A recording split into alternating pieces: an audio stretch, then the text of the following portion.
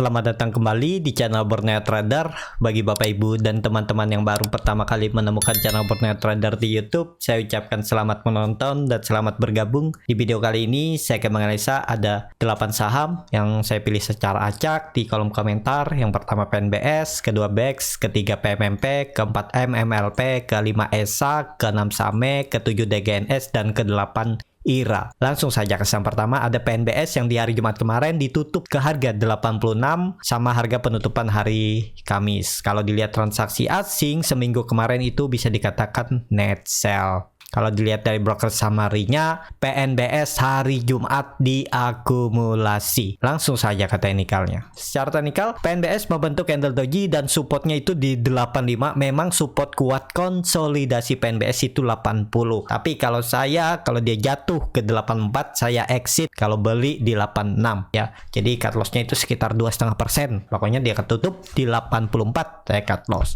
Apakah ada peluang rebound? Karena ini dia setelah membentuk candle Black Crow dan kemudian membuat candle doji, ada peluang rebound. Dan bagusnya lagi kalau Senin dan maksimal Selasa sudah kembali ke 90 ya. Itu menarik karena terlihat PNBS ini 2 hari diakumulasi tapi kemudian koreksinya volumenya kecil-kecil aja nih, tinggal nunggu break hari Senin atau Selasa bagus. Nah kalau dia sampai jebol hari Senin ke bawah 85 itu berpeluang ke 80.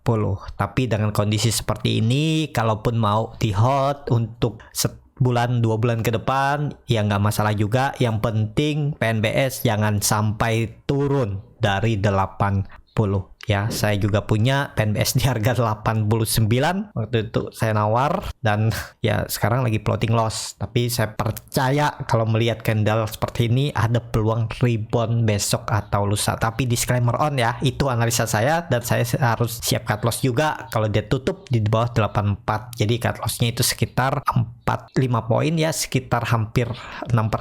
Jadi seperti itu untuk PNBS. Langsung saja ke saham kedua, ada BEX yang hari ini ditutup di harga 64 sama harga penutupan hari sebelumnya. Kalau dilihat transaksi asing hari Jumat itu net sell dan seminggu kemarin itu net sell. Kalau dilihat dari broker summary-nya, PNBS hampir sama antara akumulasi dan distribusi. Ya beda tipis saja lah, sedikit akumulasi. Langsung saja ke teknikal. Secara teknikal BEX itu ya kalau mau dapat back harga bagus 63, tinggal exit kalau dia jebol 60. Itu aja ya, jangan beli kalau masih di area 64 65 ini. Kalau saya nawarnya 63 62 itu saya beli dan cut loss di 59 atau 58. Atau kalau mau bagus karena BEX ini lagi konsolidasi ya, tunggu dia tutup di atas 68 70 itu menarik, berarti ada perubahan tren kembali menjadi uptrend ya. Tapi kalau Bapak Ibu mau tektokin aja dia di area ini ya, coba nawar di 63 aja. Nggak usah ke 62, 63. Hari Senin antri aja, kalau dikasih naik 2 tik jual. Kan lumayan tuh.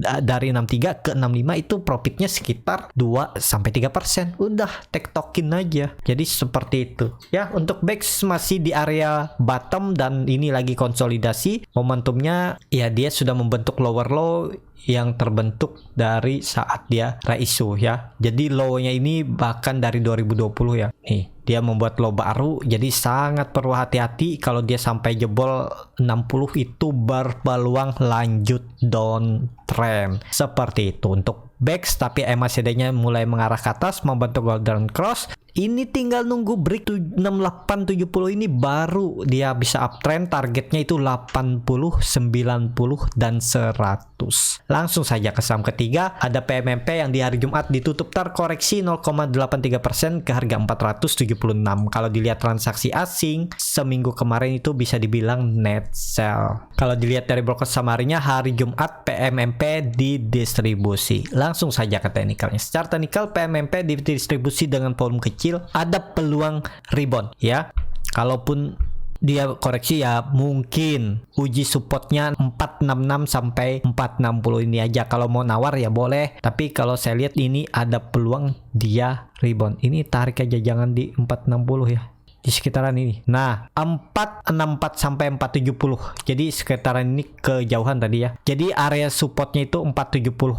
Harusnya satu candle lagi, bahkan besok bisa rebound dan target kenaikannya 500 dan bisa ada perubahan praksi harga. Kenapa saya bilang? Karena dia membentuk mangkok. Beda cerita kalau dia membentuk mangkok yang seperti ini. Ini arahnya downtrend nih. Selama dia membuat mangkok kayak gini ya, ini menarik. Lossnya di mana? Disesuaikan aja bagaimana strategi Bapak Ibu. Tapi harga sekarang itu menarik di harga 470 sampai 468 itu. Kalau saya cut loss kalau dia jebol 460 karena berpotensi turun ke 440. Dengan kondisi seperti ini ada peluang bagus, dan bagusnya lagi kalau Senin atau Selasa bisa kembali ke 500 untuk PMMP. PMMP masih konsolidasi tapi mengarah ke uptrend. Tinggal kuncinya break 500, perubahan praksi harga akan uptrend. Jadi seperti itu. Ini kalau ditarik trennya dari Agustus 2021 memang jauh ya. Dia harus melewati 550, 560 baru perubahan memang benar-benar uptrend. Tapi kalau ditarik dari November ya 500 di break, dia ada lanjut ya, targetnya bisa 560 sampai 580. Target kenaikan PMMP menarik menurut saya, diperhatikan juga untuk di swing trade. Jadi seperti itu untuk PMMP. Langsung saja ke saham keempat, ada MMLP yang di hari Jumat ditutup terkoreksi 0,81% ke harga 610. Kalau dilihat transaksi asing hari Jumat itu net buy, dan kalau diakumulasi selama seminggu itu net buy. Kalau dilihat dari broker summary-nya, MMLP hari Jumat didistribusi. Langsung saja ke teknikalnya. Secara teknikal, MMLP juga menarik, potensi masih bisa rebound dan juga koreksinya volume kecil, dan malah dia membentuk candle hammer di area support. Biasanya ada peluang rebound. Yang penting MMLP nggak turun dari 600. Target kenaikannya 650. Kalau itu mampu dilewati 680 dan 720. Jadi seperti itu untuk MMLP. Yang masih hold tetap hold aja. Peluangnya masih potensi ke atas. Dia baru aja break dari 600. Itu dulunya adalah support konsolidasi ya. Setelah dia break di Juni, dan supportnya dia mantul dari 600, dan 600 itu gagal ditembus di Oktober dan dia turun dalam dan akhirnya mampu di breakout, dan ini lagi konsolidasi untuk sepertinya naik lebih tinggi. Tapi ini disclaimer on, kalau nggak sesuai skenario ya harus pakai cut loss. Jadi seperti itu ya. Untuk MMLP, MACD-nya juga mengarah ke atas, membentuk golden cross, dan koreksinya hari Jumat volumenya kecil. Jadi peluang rebound hari Senin. Langsung saja ke saham kelima, ada ESA yang di hari Jumat ditutup terkoreksi 0,95% ke harga 520. Kalau dilihat transaksi asing seminggu kemarin itu net buy. Kalau dilihat dari broker summary-nya, ESA masih diakumulasi walaupun koreksi. Langsung saja ke teknikalnya. Secara teknikal, ESA sepertinya dijaga di harga perubahan praksi 500 dan mantul. Jadi kemana arahnya? Harusnya ini masih bisa naik. Cuman kalau nekat beli di harga 520 itu exitnya ya di bawah 500 ya. Cut loss-nya paling 5-6% cut loss saja. Berarti dia fast membuat rounding bottom. Ini rounding bottom yang harusnya target kenaikannya, kalau dilihat ini dia all time high ya. Jadi bisa seperti ini, target kenaikannya bisa pakai ini aja. Bahkan bisa ke 700 kalau ditarik dengan Fibonacci. Bisa juga ya 650 sampai 700 ya inilah. Ini area untuk target kenaikan ESA. Jadi pakai aja Fibonacci 650. Itu time frame-nya lebih panjang ya, nggak mungkin juga dalam 1-2 hari. Ya kalau bisa 1-2 hari juga bagus, cuman agak berat ya. Jadi seperti itu untuk ESA, atur aja bagaimana strateginya. Yang penting dia nggak turun dari 500, itu masih akan uptrend. Harusnya masih kuat karena volume meningkat dan koreksinya hari Jumat volume kecil. Langsung saja ke saham ke-6, ada SAME yang di hari Jumat ditutup terkoreksi 2,26% ke harga 432. Kalau dilihat transaksi asing seminggu kemarin net sell. Kalau dilihat dari broker summary-nya, SAME hari Jumat masih diakumulasi. Langsung saja ke teknikalnya. Secara teknikal, SAME koreksinya volume kecil. Kalau saya lihat masih tetap ada peluang rebound hari Senin, dan bagusnya kalau hari Senin bisa tutup minimal di 440 sampai 442, berarti dia akan lanjut ke atas ya. Jadi seperti itu untuk SAME. Yang penting kalau Bapak Ibu nekat beli di 430 ini exit aja kalau dia tutupannya di bawah 420. Karena kalau dia jebol 420 ini peluangnya bisa ke 400. Jadi seperti itu. Kalau mau lebih aman, tunggu sampai breakout hari Senin. Kalau dia breakout di sesi awal ya coba aja beli buy on breakout. Jadi seperti itu. Untuk saham menarik diperhatikan minggu depan karena ada berita juga Omicron kan bertambah 3 orang. Ya ada sentimen positif juga untuk saham-saham farmasi ataupun rumah sakit. Jadi seperti itu. Untuk saham peluangnya hari Senin bisa rebound. Tapi disclaimer on ya, analisa saya juga bisa salah.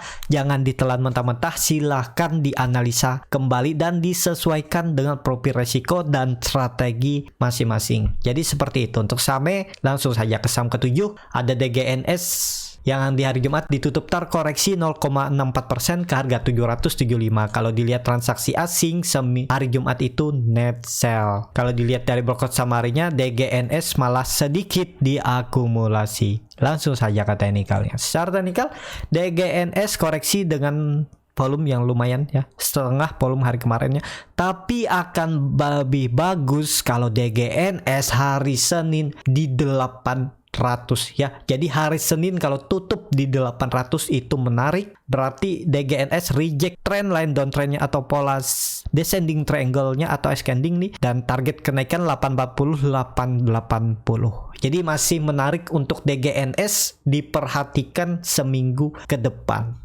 Langsung saja ke saham terakhir, ada IRA yang di hari Jumat ditutup di harga 2090 sama harga penutupan hari sebelumnya. Kalau dilihat transaksi asing, hari Jumat net sell. Kalau dilihat dari broker summary-nya, hari Jumat IRA hampir sama antara akumulasi dan distribusi. Jadi seimbang. Langsung saja ke teknikalnya. Secara teknikal, IRA tetap ada peluang rebound. Targetnya itu 2200, tapi harga sekarang itu ya kalau mau nekat beli tinggal cut loss kalau dia jebol 2000 ya. Saya akan cut loss kalau jebol 2000 dan targetnya 2200.